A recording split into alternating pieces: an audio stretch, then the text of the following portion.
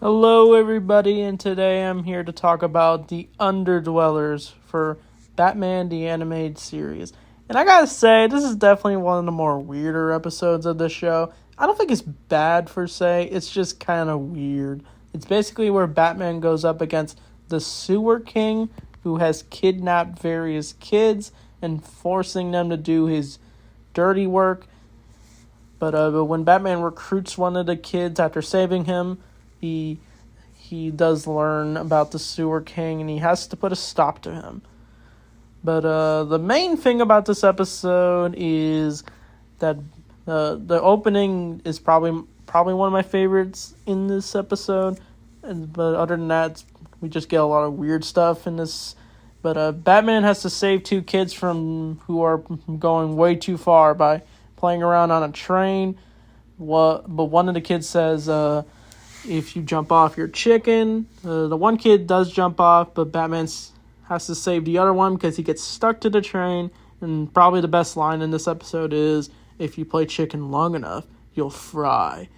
But as things are going on in Gotham, various hooded figures are doing various crimes in it, and they're believed to be leprechauns for some reason. And Batman, when he goes to the Batcave, he ends up thinking he saw a leprechaun. It's a little strange. But when we do see the main villain, the Sewer King, he is a terrible person. He is forcing kids to do various tasks, and he's basically a slave master. And this show is dark. But to explore this kind of topic, it's just, ugh. But we do get some lighthearted moments. When Batman does rescue the kid, he takes him back to Wayne Manor, the Batcave at first, and he has Alfred take care of the kid. Alfred doesn't really know how to at first, but the one nice moment is where Alfred is taking care of the kid, and it's just a lot of silly moments are happening. The kid is sliding on the staircase.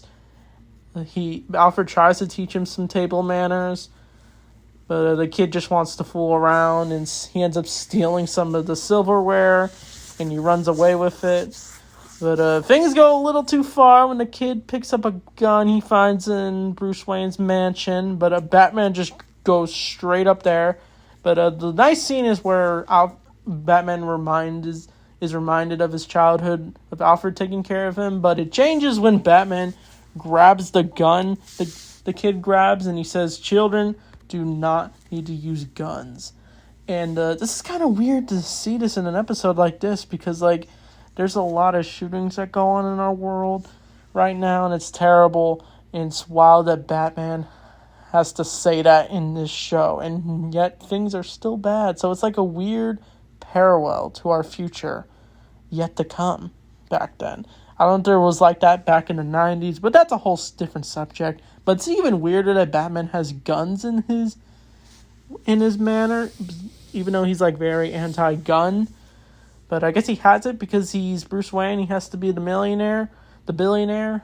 But the kid does lead Batman to the Sewer King's lair, and once we do meet the Sewer King, yeah, he's just being very awful, yelling at the kids. But he sends his crocodiles to take down Batman, and Batman does defeat most of them. He even leaves one behind when he's chasing the Sewer King. But when he does catch up to him, he ends up almost reaching his limit, and he almost defeats the Sewer King. He just takes him in, arrests him, and he frees the kids, and they can finally see sunshine, and Batman smiles as he's relieved that they are all saved. But that's this episode, so it's definitely a weirder episode. The Sewer King is definitely not one of my favorite Batman villains. He's just, I don't know, he's just too gross of a character, in my opinion. Weird way to say it, but that's just how it is.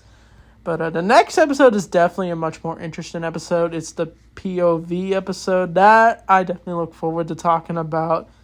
But this episode I'd probably just give a 6 out of 10. There were some nice moments, like Alfred and the kid, for example, and the bonding between Batman and the kid. The kid is basically kind of like a happier Bruce Wayne.